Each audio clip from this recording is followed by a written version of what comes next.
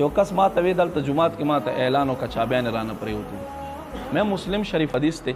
محبوب صلی الله علیه و آله وسلم فرمای جمعات کې چې څوک دوره کې تلاش کوي ورته وایي چې خدای دې نه کي در پیدا زه خو اعلان نشم کولی دی ما ته څه وایي یاره جي یا د هغ دور خبرې وې دا د هغ دور خبرې وې دا د هغ دور خبرې نه وې الله محبوب چې څه فرمایلی دي مونږ ته پکار ده ایمان والو نښه دا دی اول الله رب کریم مونږ ته اعلان کړی په سوره بقره کې الذین یؤمنون بالغیب دا هغه خلک دي چې په غیبو باندې ایمان لري دا خپل عقل اسپو ته منډې نه ورکوي دا خپل دل و دماغ پسې نه ځي بلکې یؤمنون بالغیب چې څنګه د الله او د الله رسول حکم راشي فورا یې قبلوي پردې حکم نه و